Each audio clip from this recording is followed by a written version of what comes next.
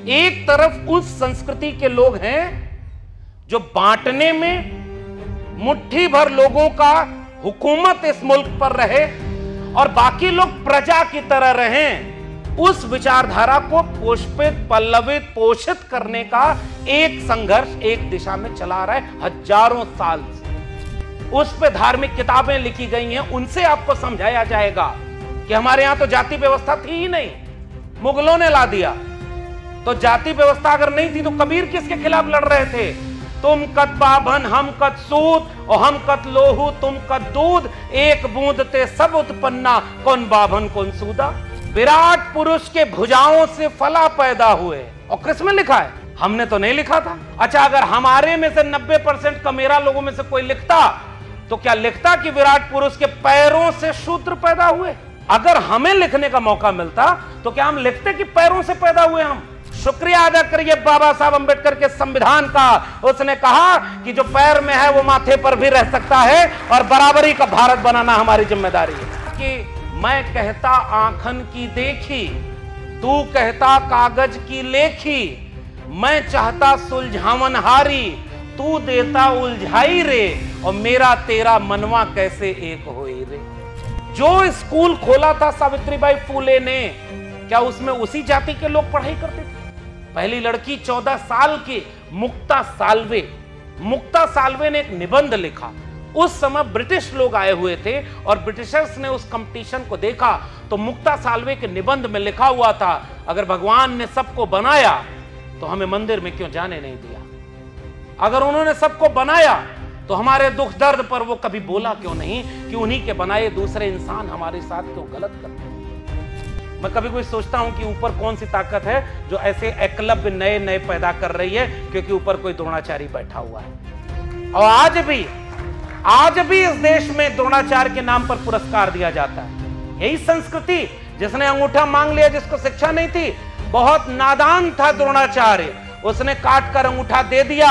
आज बाबा साहब का संविधान होता तो द्रोणाचार्य आंख में आंख डाल करके ये बात नहीं कह पाता और कोई एकलव्य अपना अंगूठा नहीं कटवाता। इसके लिए शिक्षक दिवस के दिन से बेहतर कोई दिन नहीं हो सकता कि आज नए एकलव्यों को बनने से रोका जाए। क्योंकि मेरिट देखने की बात होती तो मेरिट तो जाति से नहीं होती ना। मेरिट कैसे देखी जा सकती है? जात न पूछो साध की, पूछ लीजिए ज्ञान, और मोल करो तलवार का, पड़ा रहन दो म्यान। और ये तब लिखा गया जब मुगल भारत नहीं आए थे अभी कायदे से। और ये सब यहीं का गुड़ गोबर है, इसलिए गोबर को गोबर कहना पड़ेगा। हम आपको दुश्मन की पहचान, वैचारिक दुश्मन है, वो आपके बच्चों से शिक्षा व कलम और किताब छीन रहा है, वो आपके बच्चों को अनपढ़ बना रहा है, या वो ऐसी शिक्षा देना चाहता है जिससे आप डिग्री लेकर के आप कोई एक जगह पर मजदूर बन जाएं। एक मजदूर आपके इलाके का है, मुरादाबाद के चौराहे पर खोजना, जब लेबर चौराहा नाम की कोई जगह होगी उसकी जाति जनगणना कराना, सुबह सुबह 99% लोग 90% कमेरा जातियों के होंगे। आज कबीर इसलिए याद किए जाते हैं कि उन्होंने विद्रोह किया, उन्होंने सच बोला, और सच कहने के लिए बगावत करनी होती है। और उस जमाने में हमारे लोगों के पीछे महात्मा फूले से लेकर जितने लोगों का इतिहास हम पढ़ते हैं सब बगावती लोग रहे, कोई चापलूसी करने वाला था ही नहीं। और चापलूसों का कभी कोई इतिहास भी नहीं होता, इतिहास विद्रोहियों का होता है। इतिहास और नायक लड़ने वाले लोगों को याद किया जाता है। जितने नेता दंगों का भाषण देते हैं या तो उनके अपने बेटा बेटी नहीं हैं, और अगर हैं तो सबके बेटा बेटी अच्छे स्कूल में पढ़ाई कर रहे हैं और बाहर विदेश में पढ़ाई कर रहे हैं, और गरीबों के बच्चों को रोज आके कहते हैं धर्म खतरे में है, इसलिए धर्म के नाम पर लड़ते रहो। और बाबा साहब, डॉक्टर अंबेडकर, यहां भी जितने ओबीसी समाज के लोग आए होंगे, एक बड़ा मिशन और आंदोलन की जरूरत इस देश को है। मेरा इशारा समझना, डॉक्टर अंबेडकर के 3 गुरु, उन्होंने अपने जीवन काल में उनसे शिक्षा नहीं ली, विचार की शिक्षा ली थी। पहले महात्मा बुद्ध जो उनकी जाति से नहीं थे, दूसरे महात्मा कबीर जो उनकी जाति से नहीं थे, और तीसरे महात्मा ज्योतिबा फूले, वो भी उनकी जाति से नहीं थे। हमारे महापुरुषों ने कभी जाति देख करके बात नहीं की, विचारधारा देख करके बात की थी। इसलिए हम भी डॉक्टर अंबेडकर को अपना नायक और मसीहा मानते हैं।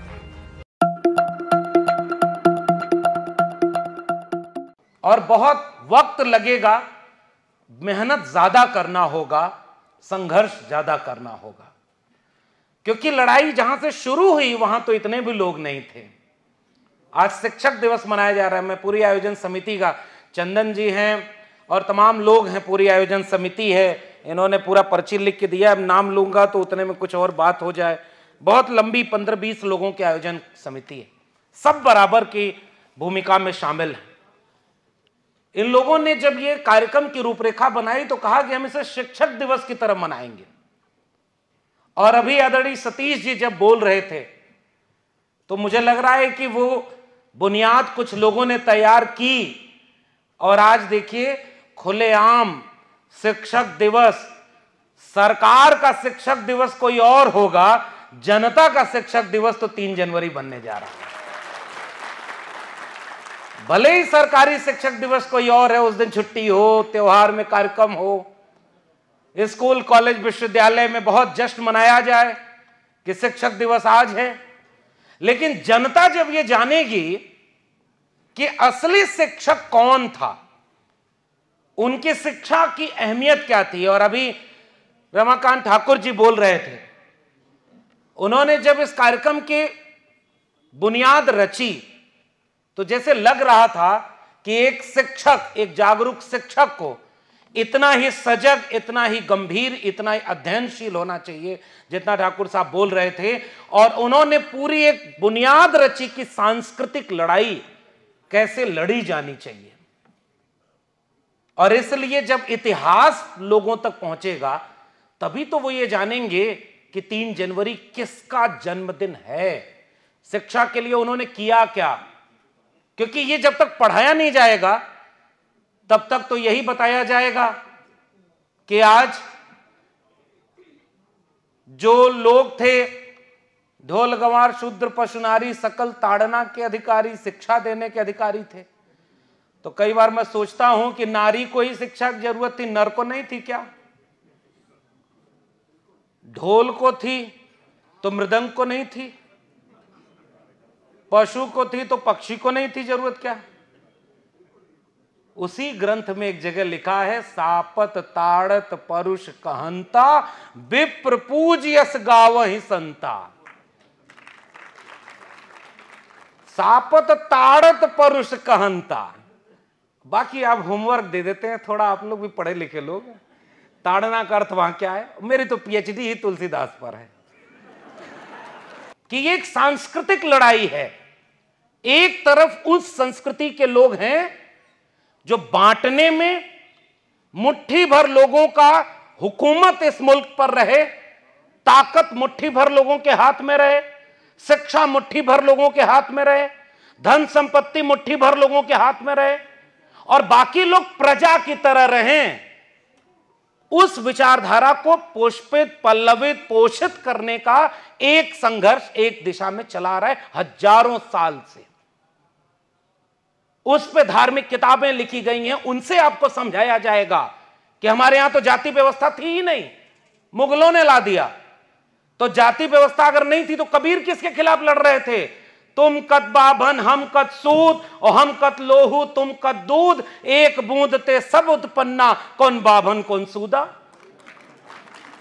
और कबीर कब पैदा हुए? 1300 ईस्वी।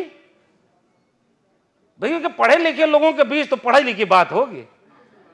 और मुंह देख के अगर बात करनी होती तो आज मैं दिल्ली यूनिवर्सिटी का प्रोफेसर होता। वहां जब उनके यहां में हाथ नहीं मिलाया तो फिर आप सोचिए, अलवार, नैनार, सिद्धनाथ, जैन 5वीं, 6वीं, 7वीं, 8वीं शताब्दी में आंदोलन चल रहा है कि जाति व्यवस्था ने इस देश का बंटाधार कर दिया। 12वीं शताब्दी में भक्ति आंदोलन, संत आंदोलन अभी शुरू हो रहा है और उस समय का कवि लिख रहा है कि जात पात पूछे नहीं कोई और हरि का भजे सो हरि का होई। ये 12वीं शताब्दी में लिखी गई कविता है। तो कहां से आ गई? अच्छा, ऋग्वेद पुरुष सूक्त दशम मंडल क्या लिख रहा है? विराट पुरुष के मुख से फला पैदा हुए। फिल इन द ब्लैंक्स, बाकी आप जानते हैं। विराट पुरुष के भुजाओं से फला पैदा हुए। और किसमें लिखा है? अरे भाई आप बताइए ना, अभी इसमें क्यों संकोच करना? और कब लिखा गया ऋग्वेद? हमने तो नहीं लिखा था। अच्छा, अगर हमारे में से 90% कमेरा लोगों में से कोई लिखता तो क्या लिखता कि विराट पुरुष के पैरों से शूद्र पैदा हुए? अगर हमें लिखने का मौका मिलता तो क्या हम लिखते कि पैरों से पैदा हुए हम? इसलिए लिखा गया कि पैरों के पैदा होकर के पैरों में ही पड़े रहना। शुक्रिया अदा करिए बाबा साहब अंबेडकर के संविधान का। उसने कहा कि जो पैर में है वो माथे पर भी रह सकता है और बराबरी का भारत बनाना हमारी जिम्मेदारी है। ये वो सांस्कृतिक लड़ाई है जो हजारों साल से लड़ी जा रही है, और उस सांस्कृतिक लड़ाई के खिलाफ जो पहली लड़ाई लड़ने का काम किया था, उस नायक, उस पुरखे का नाम है तथागत बुद्ध। और बुद्ध ने प्रज्ञाशील करुणा से उस लड़ाई की रोशनी जलाई थी, जो आगे कबीर में आगे बढ़ी।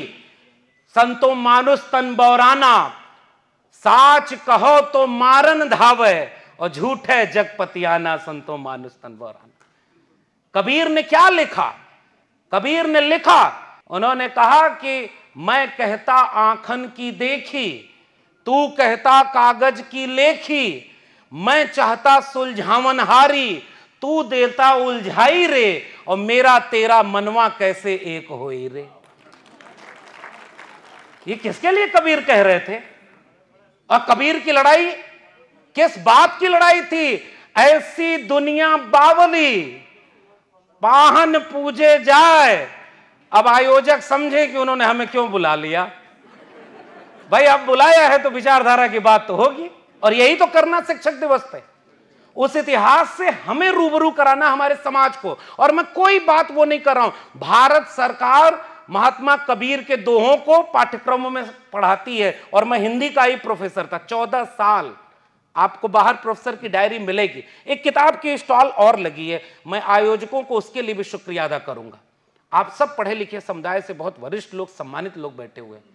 आप पढ़ें, और अगर आप पढ़ चुके हैं तो उन बहुजन किताबों को आप खरीद कर, कितना खरीद कर, अपनी क्षमता के अनुसार खरीद कर उन तमाम लोगों को पढ़ाएं, ताकि पता तो चले कि इतिहास क्या था और वर्तमान में खतरा क्या है, ताकि भविष्य को बचाने की लड़ाई भी लड़ी जा सके। ये किताबें ही वो लड़ाई लड़ेंगी। और इसलिए एक स्टॉल मुझे दिखा वहां पर, बहुजन नायकों की बहुत सारी किताबें, और उन किताबों को ले जाइएगा। और प्रोफेसर की डायरी आपका मन करे तो पढ़िएगा। मैंने तो इसीलिए लिख दिया, 14 साल में भी दिल्ली यूनिवर्सिटी में प्रोफेसर था, और मैं इलाहाबाद यूनिवर्सिटी का गोल्ड मेडलिस्ट था। जाति क्या है रे साहब, भारत में संविधान लागू हो गया, भारत सरकार के पैसे से विश्वविद्यालय चलता है, विश्वविद्यालय में प्रोफेसर सबको पढ़ाता है, प्रोफेसर के लिए जाति स्टूडेंट की नहीं होती। ऐसा दिमाग में सोचा गया, किताब में लिखा गया, लेकिन जहन से नहीं गया। और जिस दिन मैंने इलाहाबाद यूनिवर्सिटी टॉप किया, गोल्ड मेडल, उसी दिन मेरा प्रोफेसर ये बोलते हुए सुनाई दिया कि अहीरों के बच्चे गाय भैंस चराना छोड़ के अगर यूनिवर्सिटी टॉप करने लगे तो फिर हमारे बच्चों का क्या होगा। उस दिन मुझे लगा कि ये देश कैसे बराबर सबका है। क्योंकि मेरिट देखने की बात होती तो मेरिट तो जाति से नहीं होती ना। मेरिट कैसे देखी जा सकती है? जात न पूछो साध की, पूछ लीजिए ज्ञान, और मोल करो तलवार का, पड़ा रहन दो म्यान। और ये तब लिखा गया जब मुगल भारत नहीं आए थे अभी कायदे से। और ये सब यहीं का गुड़ गोबर है, इसलिए गोबर को गोबर कहना पड़ेगा। वरना आजकल तो रील्स आपने भी देखी होगी, मैं देख रहा था एक आदमी आगे कह रहा रोटी में गाय का गोबर ऐसे लपेट कर खाएंगे तो दवाई की तरफ फायदा करेगा। मैं सोचा हाय रे, भारत के संविधान लागू होने के 75 साल बाद भारत में गोबर खाने के लिए प्रमोट किया जा रहा है। और जिसकी जयंती मना रहे हैं वो शिक्षा देने जब जाती थी, स्कूल पढ़ाने जाती थी। अभी हमारी एक बहुत सम्मानित साथी ने ये जीवन परिचय जब बताया तो उन्होंने बताया कि वो जो सावित्रीबाई फूले थी, 2 साड़ी लेकर जाना पड़ता था, क्योंकि जितना दूर स्कूल था उतनी दूर उनके ऊपर गोबर फेंका जाता था, मैला फेंका जाता था, पत्थर मारा जाता था। और मैं आज सोचता हूं कि जो कल सावित्रीबाई फूले पर गोबर फेंका करते थे, उन्हीं के वारिस आजकल गोबर में विज्ञान ढूंढ रहे हैं। अब मेरे एक सवाल का जवाब देना, इतिहास की किताबों में सावित्रीबाई फूले के ऊपर गोबर फेंकने वाले किसी मुसलमान का नाम लिखा है क्या? और मैं बहुत गंभीर होमवर्क आपको देके जा रहा हूं। सारा जहर मुसलमानों के खिलाफ भड़काया जा रहा है, ताकि आपके चौराहे पर भी उन्हीं का लग जाए निशान कि ये राष्ट्र किसका राष्ट्र बनेगा। बाबा साहब के संविधान का राष्ट्र बनेगा कि एक धर्म का राष्ट्र बनेगा? यह तो सोचने की बात है ना। और खतरा किसका सामने मंडरा रहा है? सावित्रीबाई फूले, एक किताब का नाम रेफरेंस के साथ बोल रहा हूं, विथ फैक्ट्स एंड फिगर, क्योंकि झूठ बोलने के लिए बहुत बड़ी कुर्सी पर बैठा होना जरूरी होता है। आजकल अगर आप बहुत बड़े पद पर हैं तो बड़ा झूठ बोल सकते हैं, अगर छोटे पद पर हैं तो छोटा झूठ से काम चल जाएगा। अब जैसे आजकल मैं गया था पिछले दिनों महाराष्ट्र में, और चूंकि वक्त बहुत है कि अगले 10 मिनट में मैं अपनी बात को समेटूंगा। महाराष्ट्र में गया तो मुझे पता चला, और बताना ये खतरा किसका पैदा किया हुआ है। वहां के स्टेट यूनिवर्सिटीज के डिग्री कॉलेजेस में एक कंपल्सरी पेपर इन ग्रेजुएशन पढ़ाया जाएगा, ज्योतिष विज्ञान। ये बाबा साहब के संविधान में कहां लिखा था कि एक धर्म का चीज वहां पर पढ़ाई जाएगी आपके सिलेबस में? और अभी जब ठाकुर साहब बोल रहे थे तो उन्होंने तो वो इतिहास बताया, 67,000 प्राइमरी स्कूल सरकारी बंद किए जाएंगे। अब मैं उसका रेफरेंस दे देता हूं, न्यू एजुकेशन पॉलिसी 2020, जब दुनिया कोविड से लड़ रही थी, और उस समय भी एक आध वीडियो तो वायरल हुआ ही था कि कोविड से अगर बचना है तो गोबर बड़ा काम आता है, और अगर नहीं है तो देखिए ये वही देश है, कोविड कई देशों में आया, लेकिन कोविड का एक माता का मंदिर बिहार में बना था।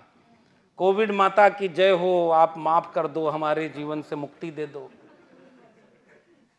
मंगल ग्रह पर पानी है कि नहीं आज तक पता नहीं, लेकिन मंगल ग्रह के नाम पर इस ग्रह की कई शादियां टूटती रही हैं। यह है भारत। महात्मा फूले की एक और रेफरेंस के साथ में, तो देखिए जो बात बोलता हूं मैं फिर से कह रहा हूं, प्रधानमंत्री नहीं हूं कि कुछ भी बोल दूं, मैं रेफरेंस के साथ बोलता हूं। महात्मा फूले ने एक नाटक लिखा है जिसका नाम है तृतीय रत्न, कभी मौका मिले तो पढ़िएगा। राजकमल से किताब 2 भागों में प्रकाशित हुई है, महात्मा फूले समग्र, और उसमें तृतीय रत्न नाटक है। उसका मौजूदा संस्करण यह है कि एक आदमी बहुत परेशान था तो दूसरे आदमी के पास गया जिसने दावा किया था कि वो इस धरती पर उनका अवतार है, भगवान का अवतार है। उसने कहा कि जीवन में बहुत कष्ट है। उन्होंने कहा लाओ तुम्हारी कुंडली देखूं। उसने कहा कि आपका शनि ठीक जगह पर नहीं है, शनि ठीक जगह पर नहीं है। तो उसने कहा कि कैसे आएगा? तो कहे एक व्यवस्था है, हवन कराएंगे और उससे सही जगह पे आ जाएगा। तो उसने कहा कितना खर्चा होगा? तो उन्होंने कहा माने 1000 रुपया खर्च होगा। तो कहा इतना पैसा तो नहीं है। तो फिर सामने से आवाज आई, चलो अच्छा तुम्हारे लिए 50% डिस्काउंट, 500 रुपये में हो जाएगा। उस आदमी ने कहा इतना पैसा भी नहीं है। फिर कहा अच्छा 100 रुपया दे दो, 1 महीने की छोटी सी व्यवस्था दे देते हैं ताकि आपका मुश्किल दूर हो जाएगी। उस आदमी ने कहा इतना भी नहीं। कहा थोड़ा दान दे दो, मैं तुम्हें एक ऐसा जाप दे रहा हूं मंत्र का, पढ़ते रहना, कष्ट दूर होगा। उस आदमी ने दोनों जेब निकाल कर कहा कि आप दे दो, मेरी जेब में एक फूटी कौड़ी नहीं है। सामने से नाराज होते हुए एक आवाज उठी कि जब तेरी जेब में एक फूटी कौड़ी नहीं है तो जा बेटा, शनि तेरा कुछ नहीं बिगाड़ सकता। और ये मैं नहीं कह रहा, ये महात्मा फूले लिख चुके हैं। बाल काटना नाई का धर्म नहीं धंधा है, कपड़े का काम करना धोबी का धर्म नहीं धंधा है, लकड़ी का काम करना बढ़ई का धर्म नहीं धंधा है, वैसे ही दान दक्षिणा के नाम पर पेट पालना उनका धर्म नहीं धंधा है। Mahatma Jyotiba Phule, with quotation, with reference. और भारत सरकार ने उनकी किताब गुलामगिरी को प्रकाशित किया है। और जब जब ये बात आती है तो देश के प्रधानमंत्री भी महात्मा फूले को नमन करते हुए एक ट्विटर पर पोस्ट तो जरूर डालते हैं। तो जिसके सामने आप झुकते हैं, मैं उन्हीं की बात पढ़ रहा हूं। पढ़े लिखे लोगों को यही काम करना है इस समय समाज में। हमें अपने से कोई बात कहनी नहीं है। बाबा साहब डॉक्टर भीमराव अंबेडकर ने जितना लिखा है उतना पढ़ लेते तो आज भी ये चिंता नहीं करनी पड़ती कि 90% लोगों का राज कहां है। इतिहास चला गया साहब।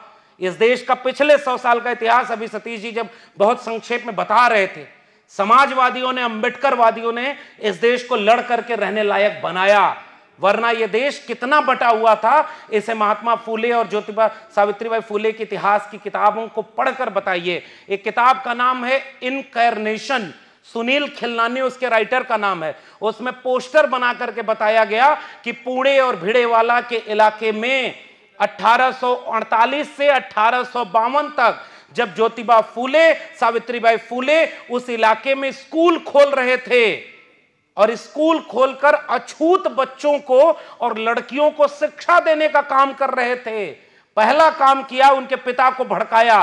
गोविंदराव एक दिन वापस आते हैं तो अपने बेटे से कहते हैं कि या तो तुम स्कूल चुनो या अपना घर चुनो। गोविंदराव ने क्या उनके सामने विकल्प रखा, और ज्योतिबा फूले और सावित्रीबाई फूले ने क्या चुना? स्कूल चुना कि अपना घर चुना? बताइए आप।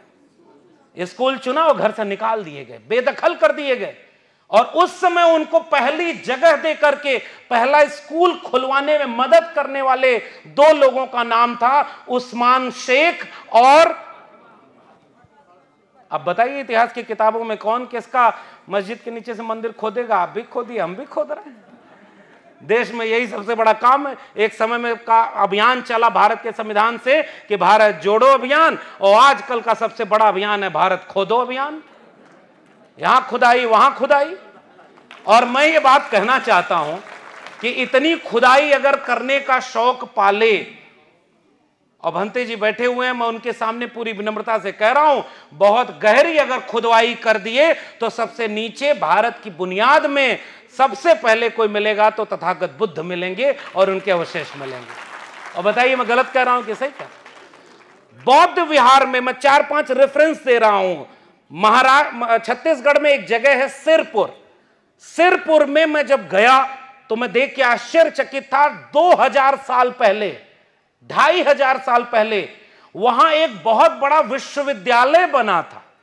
एक व्यापारिक केंद्र बना और एक विश्वविद्यालय बना, और वहां के बौद्धिस्ट लोगों ने घुमाकर दिखाया कि यहां क्लास चलती थी, यहां पर डिग्री मिलती थी, यहां कन्वोकेशन होता था। और छत्तीसगढ़ के सिरपुर में दुनिया के कई देशों के विद्यार्थी आकर पढ़ाई किया करते थे। तक्षशिला और नालंदा को तो आप जानते ही।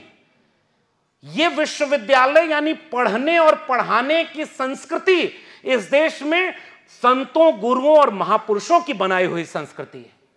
जब उनकी संस्कृति का नंबर आया तो उन्होंने तो देवी देवता बनाए। हमारे यहां जब नंबर आया तो वो अवशेष बताते हैं कि हमने कलम और किताब बनाई, और जिस कलम और किताब ने, शिक्षा ने इस देश को मानवतावाद का पाठ पढ़ाया। और आज भी हम जिस नायिका को याद कर रहे हैं उसने कलम और किताब से मानव होने का मूल्य निभाया था।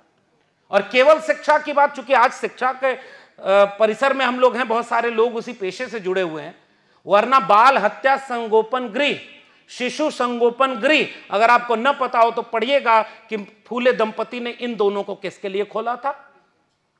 सबसे ज्यादा विधवा विवाह कहां नहीं होता था? बाल विवाह होता था। और बाल विवाह और बहु विवाह होने से सबसे कम उम्र में सबसे ज्यादा महिलाएं किस तबके की विधवा हो जाती थीं, और उसके बाद भी उस जमाने में कैसे वो गर्भवती हो जाती थीं, और लोक लाज के डर से उनको कैसे अपने गर्भ के बच्चे को गिरा देना पड़ता था।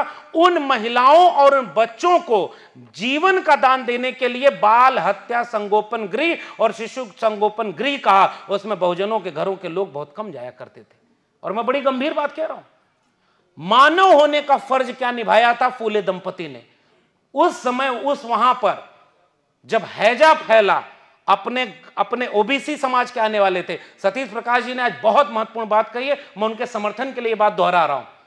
वो सारे लोग ओबीसी समाज के थे, और बाबा साहब डॉक्टर अंबेडकर, यहां भी जितने ओबीसी समाज के लोग आए होंगे, एक बड़ा मिशन और आंदोलन की जरूरत इस देश को है। मेरा इशारा समझना, डॉक्टर अंबेडकर के 3 गुरु, उन्होंने अपने जीवन काल में उनसे शिक्षा नहीं ली, विचार की शिक्षा ली थी। पहले महात्मा बुद्ध, जो उनकी जाति से नहीं थे, दूसरे महात्मा कबीर, जो उनकी जाति से नहीं थे, और तीसरे महात्मा ज्योतिबा फूले, वो भी उनकी जाति से नहीं थे। हमारे महापुरुषों ने कभी जाति देख करके बात नहीं की, विचारधारा देख करके बात की थी। इसलिए हम भी डॉक्टर अंबेडकर को अपना नायक और मसीहा मानते हैं। और डॉक्टर अंबेडकर की बात इसलिए मैं कर रहा हूं क्योंकि उन्होंने महात्मा फूले के उस मिशन को आगे बढ़ाने का काम किया। और महात्मा फूले ने जाति देख करके शिक्षा नहीं दी। जो स्कूल खोला था सावित्रीबाई फूले ने, क्या उसमें उसी जाति के लोग पढ़ाई करते थे? पहली लड़की 14 साल की मुक्ता साल्वे ने एक निबंध लिखा। उस समय ब्रिटिश लोग आए हुए थे और ब्रिटिशर्स ने उस कंपटीशन को देखा तो मुक्ता साल्वे के निबंध में लिखा हुआ था, अगर भगवान ने सबको बनाया तो हमें मंदिर में क्यों जाने नहीं दिया? अगर उन्होंने सबको बनाया तो हमारे दुख दर्द पर वो कभी बोला क्यों नहीं कि उन्हीं के बनाए दूसरे इंसान हमारे साथ क्यों गलत करते हैं? 14 साल की मुक्ता साल्वे, गूगल करके पढ़िएगा। उस माता सावित्रीबाई फूले की बात हम कर रहे हैं। कौन उनके खिलाफ खड़ा था? कोई मुसलमान था क्या? मैं आपसे फिर पूछ के जा रहा हूं। पुणे और भिड़ेवाला के इलाके में पोस्टर लगाए गए कि ये धर्म के विरोध में काम कर रहा है, अछूत बच्चों और लड़कियों को शिक्षा देने का काम कर रहा है, जो हमारे यहां वर्जित है। बताओ उसमें कोई दूसरे धर्म का था क्या? और कोई दलित पिछड़ा था क्या उसमें? इसलिए जो बात साफ है वो कहनी जरूरी है, लेकिन ये बात हम जानते हैं कि हम जाति देख करके बात नहीं कर रहे, क्योंकि हम जाति देखते तो महापंडित राहुल सांकृत्यायन को अपना वैचारिक साथी नहीं मानते। वो तो उस बिरादरी के थे, लेकिन विचारधारा से वो हमारे साथ खड़े थे। और उन्होंने एक पतली सी किताब लिखी है, मौका मिले तो पढ़िए। उस किताब का नाम है तुम्हारी क्षय। जाति की लड़ाई नहीं है, ये विचारधारा की लड़ाई है, मानव को मानव बनाने की लड़ाई है। और वही सपना देखा था राष्ट्रमाता सावित्रीबाई फूले ने, और इसलिए उन्होंने शिक्षा को एक क्रांति की ज्योति बनाई। लेकिन जरा एक बात बताइए, ये 1000 साल का इतिहास कहां खड़ा है हमारे सामने? त्रिवेणी संघ 1930 में बना, ओबीसी का नेतृत्व था, और बात 90% कमेरा लोगों की किया करता था। महात्मा छत्रपति शाहू जी महाराज, छत्रपति शिवाजी महाराज, शिवाजी को हिंदू बनाम मुसलमान के नाम पर लड़ाते हो। शिवाजी की एक किताब बता रहा हूं, पंसारे की किताब है पतली सी। शिवाजी की तरफ से जो सेनापति थे वो मुसलमान थे, कहिएगा तो चारों का नाम पढ़ के आपको बताऊंगा। और इधर से जो मुगलों की तरफ से लड़ने गए, उनमें नेतृत्व कर रहे थे यहाँ के राजपूत, राजस्थान के। बताओ, ये हिंदू मुसलमान की लड़ाई थी। और आज आपको पढ़ाया जा रहा है कि आज बटोगे तो कटोगे। अरे बच के रहो भाई, इस देश में सांप्रदायिकता की नफरत की आग इसीलिए लगाई जा रही है कि 90% कमेरा लोग एकजुट ना हो जाएं, इसीलिए वो आपको धर्म के नाम पर रोज लड़ाने की बात करते हैं। और पीछे से क्या कर रहे हो? रोज दंगे का माहौल बनाते हो। यही उत्तर प्रदेश है, और यहां के लोग क्या कर रहे हैं? संविधान ने दिया वोट डालने का अधिकार, पुलिस सुरक्षा के लिए लगाई जाती है, और जिस दिन बंदूक तान करके पुलिस खड़ी हो गई कि वोट नहीं डालने देंगे, और 65% आबादी जिसके खिलाफ थी वही चुनाव जीत गया। बताओ लोकतंत्र कितना बचा है? और इसके बाद भी अगर हम ये मुगालते में हैं कि हमारी नौकरी बची है, हमारा परिवार बचा है, मेरी जाति बची है, तो देश बच जाएगा? कभी नहीं बचेगा। जलते घर को देखने वालों, फूस का छप्पर आपका है और आग के पीछे तेज हवा है, आगे मुकद्दर आपका है। उनके कत्ल पे मैं भी चुप था, मेरा नंबर अब आया, और मेरे कत्ल पे आप भी चुप हो, अगला नंबर आपका है। यह बांट करके तोड़ करके लड़ाया जा रहा है। जितने दंगे में मारे जाते हैं ये कमेरा लोगों के बच्चे, जिनको अच्छी शिक्षा नहीं मिले, अच्छे स्कूल में नहीं जाते, और इस तरह की चीजों के बाद वहां कहां मिल रहा है उनको शिक्षा? क्रांति ज्योति का शिक्षा महोत्सव, उत्तर प्रदेश का आंकड़ा, कितने लाख बच्चे ड्रॉप आउट हो गए? जरा आप बताइए। आपका मैं एकदम अपडेट नॉलेज चेक कर रहा हूं, अभी पूरे सोशल मीडिया पर चल रहा है। 7 लाख बच्चे ड्रॉप आउट हो गए। नई पॉलिसी बनाई जब कोविड आया था, नई शिक्षा नीति, उसमें लिखा हुआ है क्लोजर और मर्जर की पॉलिसी के तहत देश के 45,000 सरकारी डिग्री कॉलेज अगले 20 साल में बंद करके 15,000 डिग्री कॉलेज पर लाए जाएंगे। क्लॉज 1, क्लॉज 2 और एक खोजिएगा, उसमें पढ़िएगा। जिन स्कूलों में 50 से कम विद्यार्थी होंगे उन स्कूलों को पड़ोस के स्कूल में मर्ज कर दिया जाएगा या बंद कर दिया जाएगा। तीसरा क्लॉज सुनिए, ग्रेडेड ऑटोनॉमी। पहले सिलेबस बनाने की ऑटोनॉमी दी गई कि प्रोफेसर हैं, शिक्षक हैं, तो ये कुछ भी समाज की बेहतरी के लिए लिखें, पढ़ें, बोलें, इनको आजादी है।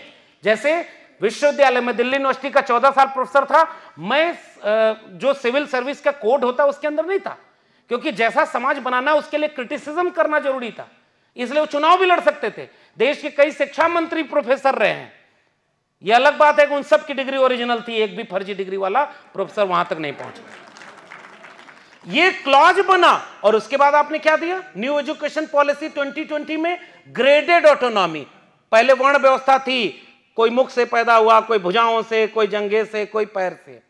अब विश्वविद्यालय में 3 कैटेगरी बनाई गई है, और मैं तो अब साल भर हो गया नौकरी नहीं है, और यही बात मैं बोलता था इसलिए नौकरी नहीं है। अगर उनकी हां में हां मिलाया होता, मेरे लहजे में जी हजूर न था और कोई मेरा कसूर न था।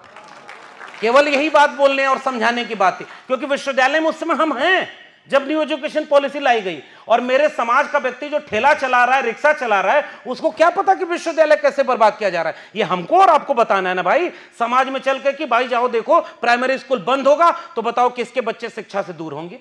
जिसके जेब में पैसा है उसके बच्चे हजारों रुपए फीस देकर के अच्छे कॉन्वेंट स्कूल में पढ़ाई कर रहे हैं, और जेब में पैसा है दिल्ली यूनिवर्सिटी, जेएनयू और हैदराबाद पढ़ेंगे, और पैसा है तो विदेश के कैम्ब्रिज, ऑक्सफोर्ड और तमाम बड़े बड़े इंस्टीट्यूट में पढ़ेंगे।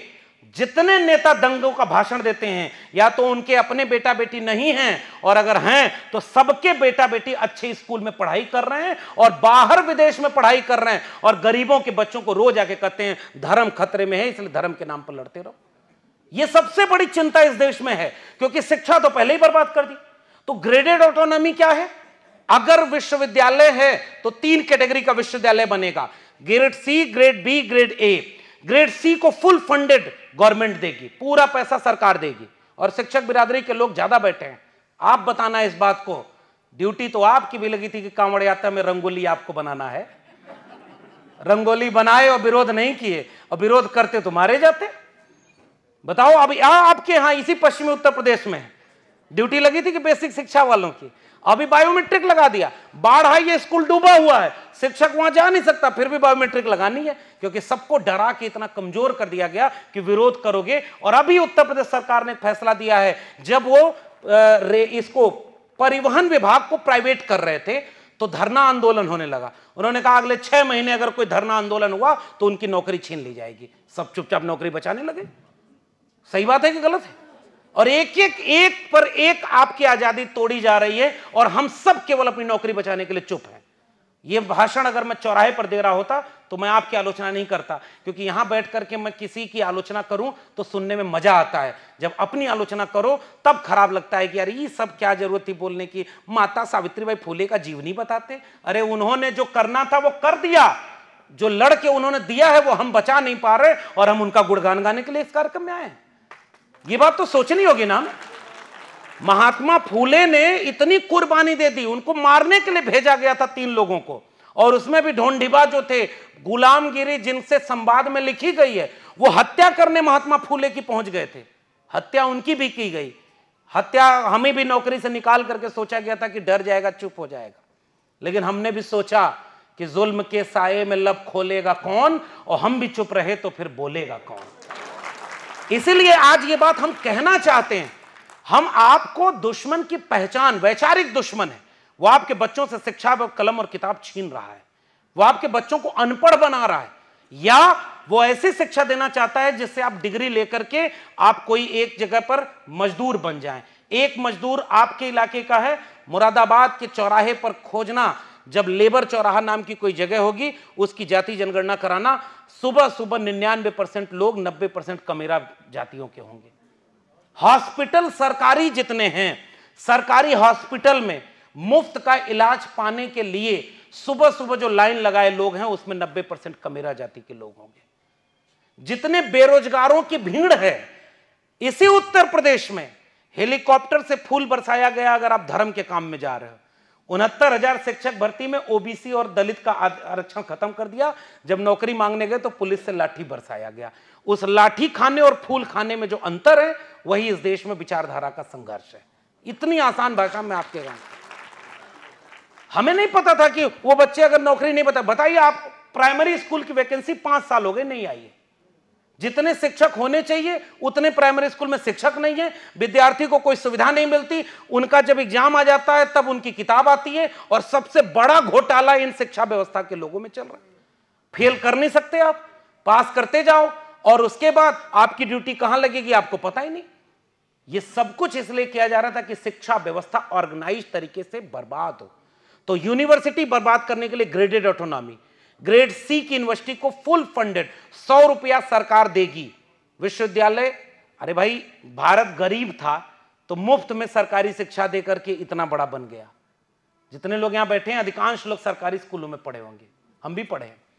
और जब भारत 5 ट्रिलियन इकोनॉमी बन रहा है तो शिक्षा महंगी कर दी। मैं दिल्ली विश्वविद्यालय में 2010 में जब गया तो जिस बीए की फीस 4,000 रुपए थी, मैं 2014 में 13 में 23 में जब बाहर आया तो उसकी फीस 30,000 से 40,000 रुपए हो गई।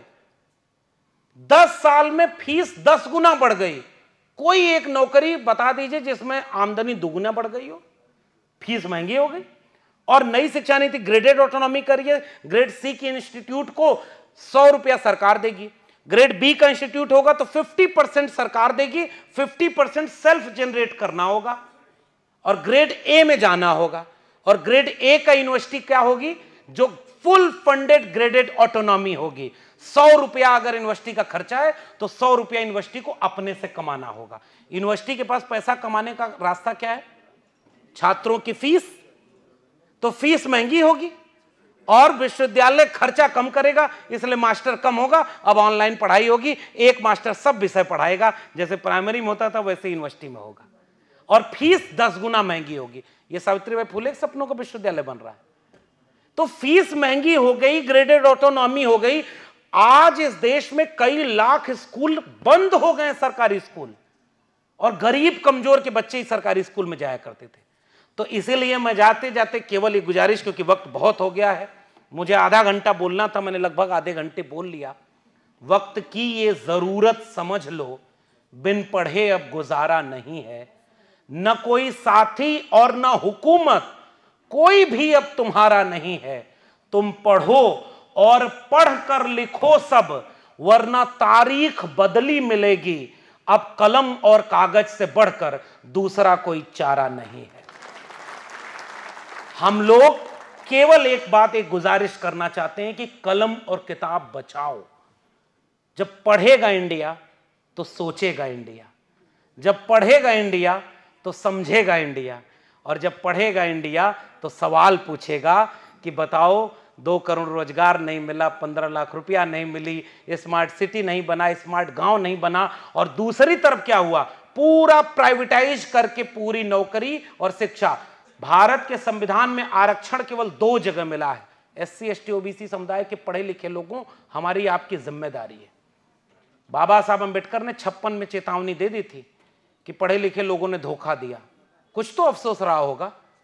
बाबा साहब के यहाँ एक व्यक्ति जब IAS बन गया उस जमाने में, तो वो गया और कहा कि मैं क्या मदद कर सकता हूँ बाबा साहब, आप बताएं। उन्होंने कहा कि तुम हमारी क्या मदद करो, ऐसा करो, गांव जाते हो? उन्होंने कहा नहीं, अब मैं अपनी बस्ती नहीं जाता, क्योंकि मेरा लेवल थोड़ा ऊंचा हो गया ना, शहर में 1 बीघा मकान खरीद लिया है, बढ़िया फ्लैट ले लिया हूँ, एक नई गाड़ी हो गई है, तो अपनी नौकरी वाले से मैचिंग हमारी दोस्ती हो गई है, वहीं हर शाम को वीकेंड मनाया जाता है। समाज तो पीछे छूट गया ना, उस झोपड़ी में, उस गली में, उस कीचड़ वाले गांव में हमें नहीं जाता। बाबा साहब ने कहा कि तुम हर महीने 1-2 बार अपने गांव, अपने लोगों के बीच सरकारी गाड़ी में, सरकारी सुविधाओं के साथ, सारे तामझाम के साथ जाया करना, ताकि तुम्हारे गांव वाले तुम्हें देखकर समझें कि हमारे बीच का कोई वहां पहुंच गया तो हम भी पहुंच सकते हैं, और अपने बच्चों को भी IAS बनाने का ख्वाब देखें। तुम अपने समाज के लिए जिम्मेदारी निभा लो, हमारे आप की जिम्मेदारी अपने आप निभ जाएगी। और ये बात मैंने जब से पढ़ी तब से मैं सोचता हूं कि जैसे ही हम लोग पढ़ लिख करके विश्वविद्यालयों तक पहुंचे, और मैं तो इलाहाबाद यूनिवर्सिटी में रहा, दिल्ली यूनिवर्सिटी में 15 साल रहा, मुझे सब पता है कि केवल चापलूसी से वहां क्या क्या होता है, और बाकी सब प्रोफेसर लोग हैं, सब जानते हैं।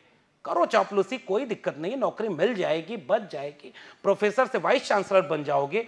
लेकिन आने वाली पीढ़ियां जब तुमसे पूछेंगी कि ये शिक्षा जब बर्बाद हो रही थी तो तुम क्या कर रहे थे, केवल ये सवाल पूछेगी, तो आप कैसे बोल पाएंगे कि मैं अपनी नौकरी बचा रहा था? और आपने तो वहां बोला ही नहीं। और सच बात ये, अकेला कोई बोलेगा तो ऐसे ही मारा जाएगा जैसे मुझसे नौकरी छीन ली गई। मैं API स्कोर में 100 में 96 नंबर मेरे थे, सबसे ज्यादा नंबर मेरे, सबसे पुराना वहां का पढ़ाने वाला मैं, और जिसका अपॉइंटमेंट हुआ है उसके नंबर 100 में 52 नंबर है। लेकिन प्रिंसिपल ने खड़े होकर बोला कि इन्हें नौकरी से निकालना है क्योंकि ऊपर से आदेश आया है। मैं कभी कोई सोचता हूं कि ऊपर कौन सी ताकत है जो ऐसे एकलव्य नए नए पैदा कर रही है, क्योंकि ऊपर कोई द्रोणाचार्य बैठा हुआ है। और आज भी इस देश में द्रोणाचार्य के नाम पर पुरस्कार दिया जाता है। यही संस्कृति, जिसने अंगूठा मांग लिया, जिसको शिक्षा नहीं थी, बहुत नादान था द्रोणाचार्य, उसने काट कर अंगूठा दे दिया। आज बाबा साहब का संविधान होता तो द्रोणाचार्य आंख में आंख डाल करके ये बात नहीं कह पाता, और कोई एकलव्य अपना अंगूठा नहीं कटवाता। इसके लिए शिक्षक दिवस के दिन से बेहतर कोई दिन नहीं हो सकता कि आज नए एकलव्यों को बनने से रोका जाए। मेरी किताब आपको बाहर मिलेगी, कई लोगों ने फोन किया, उस किताब को मैंने समर्पित किया रोहित वेमुला के नाम। रोहित वेमुला कौन था? हैदराबाद यूनिवर्सिटी में चार्ल्स सेरेगन बनने वाला, एक वैज्ञानिक बनने का ख्वाब देखने वाला एक शोधार्थी, और जाति उसका पीछा नहीं छोड़ी और सांस्थानिक हत्या का शिकार हुआ। मैंने अपनी किताब में यह बात बारी बारी एक एक चीज लिखी, क्योंकि नौकरी से जब छीन लिया गया तो मेरे पास क्या रास्ता था? कम से कम मैं जमाने को बताऊं तो कि मेरे विश्वविद्यालयों के भीतर क्या हो रहा है। आज तक इस तरह की किताब कोई नहीं लिखी गई, और जब संचालन कर रहे हमारे दोस्त ने कहा 1 साल भी नहीं हुआ और 50,000 लोगों ने पढ़ा। क्या 50,000 ही लोग उसे पढ़ने चाहिए? मैं आपसे पूछना चाहता हूं, क्या बाबा साहब अंबेडकर की किताबें इस देश के घर घर में नहीं होनी चाहिए? क्या महात्मा फूले की गुलामगिरी इस देश के घर घर में नहीं होनी चाहिए? ताकि हम किताबों को पढ़ते तो समझते कि हमारी लड़ाई लड़ना कैसे था। इसलिए प्रोफेसर की डायरी मैंने लिखा और बताया, जब खंडहर हो जाएगी शिक्षा व्यवस्था और जानबूझ करके शिक्षा बर्बाद की जा रही है, याद रखिएगा, शिक्षा बर्बाद हो जाएगी तो समाज नासमझों का भीड़ बन जाएगा, और वो भीड़ कभी भी किसी की नहीं होती। भीड़ का या तो दंगा में इस्तेमाल होगा या नेता की रैली में इस्तेमाल होगा। भीड़ का कोई विवेक नहीं होता, और भीड़ केवल और केवल इमोशन पर इस्तेमाल की जाती है। जब शिक्षा मिलती है, वो भी चेतना वाली शिक्षा मिलती है, जब जागरूकता वाली शिक्षा मिलती है, जब समझदारी वाली, तो वो शिक्षा सवाल करती है, और सवाल करती है तो आने वाली पीढ़ियों का मुस्तकबिल बचता है। इसलिए हमारे यहां, मैं तो पश्चिमी यूपी है, मेरे यहां भोजपुरी में गीत चलता है, नून रोटी खा के भले जिंदगी बितैया। आप लोग भोजपुरी समझ पा रहे हैं? नून रोटी खा के भले जिंदगी बितैया, अपने ना पढ़ला मगर बचवन के पढ़ैया। आप सोचिए इसको, और ये गांव गांव हमें ये बात कहनी है कि अपने ना पढ़ला मगर बचवन के पढ़ैया, पढ़ लिख के ही केहू बनल महान बा, और पढ़ा लिखा भैया कलमिये में जान बा। ये जो कलम है ना, किसी के हाथ में कुदाल फावड़ा था, किसी के हाथ में करनी बसली थी, कोई चमड़ा का काम करता था, कोई सब्जी का काम करता था, कोई लकड़ी का काम करता था, कोई धोबी का काम करता था।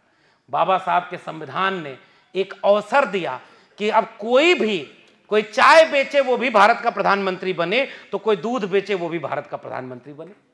यही तो है भारत का संविधान। और वो बनेगा तब जब शिक्षा सब तक पहुंचेगी, निःशुल्क शिक्षा। समाजवादियों का नारा था कि रोटी कपड़ा सस्ती हो और दवा पढ़ाई मुफ्ती हो। और पढ़ाई और दवाई का हालम क्या है? अगर आप मर्सिडीज बेंज खरीदने जाएंगे तो 9% जीएसटी है, और कागज और कलम पर 27% जीएसटी है। राजा अनपढ़ होता है तो कलम और किताब पर भी टैक्स लगा देता है। अब और नहीं बोलूंगा, आयोजक ज्यादा मुश्किल में आ जाएंगे। आपने मुझे बुलाया और शिक्षक दिवस पे बुलाया, ये जानते हुए, बोलते हुए को अपने वक्त का सच कहने की हिम्मत रखिए। महात्मा कबीर अगर अपने समय के किसी राजा के दरबारी बन गए होते तो आज कबीर को कोई याद नहीं कर रहा होता। आज कबीर इसलिए याद किए जाते हैं कि उन्होंने विद्रोह किया, उन्होंने सच बोला, और सच कहने के लिए बगावत करनी होती है। और उस जमाने में हमारे लोगों के पीछे महात्मा फूले से लेकर जितने लोगों का इतिहास हम पढ़ते हैं, सब बगावती लोग रहे। कोई चापलूसी करने वाला था ही नहीं, और चापलूसों का कभी कोई इतिहास भी नहीं होता। इतिहास विद्रोहियों का होता है। इतिहास और नायक लड़ने वाले लोगों को याद किया जाता है। इसी उम्मीद के साथ मैं आपसे गुजारिश करता हूं कि मुरादाबाद के लोगों, आज ये कार्यक्रम खत्म हो रहा है, मिशन और आंदोलन खत्म नहीं होता। मुर्दा लोग मिशन चलाते नहीं, और जिंदा लोग मिशन को रुकने नहीं देते। इसलिए जितने लोग आयोजन समिति में हैं, इनसे पूछिएगा, मदद करिए, किताबें खरीदिए, गांव गांव जाके, अगर आप सरकारी नौकरी में हैं, नौकरी बचाइए। मैं ये भी नहीं कहूंगा कि नौकरी कुर्बान करिए, नौकरी बचाइए, लेकिन नौकरी जब बचे रहे तो अपने जेब के एक एक रुपए का कीमती किसी पाखंड और अंधविश्वास में मत फैलाइए। जिस समाज को अपना नोट और अपना वोट का हिफाजत करने नहीं आता, वो समाज कभी हुकूमत नहीं कर सकता। हमारी नोट किस जगह जा रही है? मैं चाहता हूं कि किसी गरीब को पैसे के बिना शिक्षा से वंचित न रहना पड़े। आप अगर शिक्षा में, नौकरी में हैं, तो एक एक रुपया बचा करके किसी किताब को खरीद करके गांव गांव बंटवा दीजिए। कैडर कैंप चलाइए अंदर अंदर बैठ करके, नौकरी भी बची रहेगी, मिशन आंदोलन भी आगे चलता रहेगा। बड़ी मुश्किल से बाबा साहब ने कहा, बड़ी मुश्किल से ये कारवां यहां तक पहुंचाया हूं, इसे आगे ले जाना, और आगे न ले जा पाओ तो वहीं छोड़ देना, पीछे मत जाने देना। लेकिन आज शिक्षक दिवस के मौके पर बेहद विनम्रता से मैं आपसे गुजारिश कर रहा हूं, हमारी आंखों के सामने ये कारवां मीलों पीछे ले जाया जा रहा है। संविधान बदलने की बात हो रही, जहां आरक्षण 2 जगह लागू है, सरकारी शिक्षा, सरकारी नौकरी, दोनों धीरे धीरे प्राइवेट हो गई। आरक्षण खत्म हो गया कि नहीं हो गया?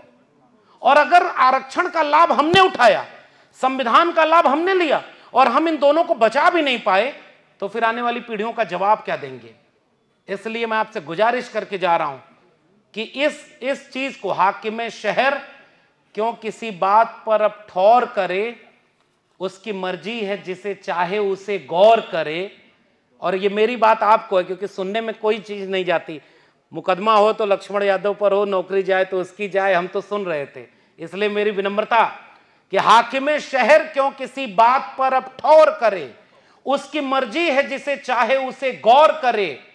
सोचते सब हैं बगावत जरूरी है, लेकिन चाहते ये हैं कि आगाज कोई और करे। सब समझदार लोग यही चाहते हैं कि हम काहे जोखिम लें। इसलिए मैं केवल कह रहा हूं, एक पेड़ पर जब आग लगी तो चिड़िया सब जल रही थी। एक चिड़िया चोंच के एक बूंद पानी से उस आग को, जंगल को बुझा रही थी। सारी चिड़िया हंसते हुए कह रही हैं कि तुम्हारी चोंच के एक बूंद पानी से इतनी बड़ी आग बुझ जाएगी।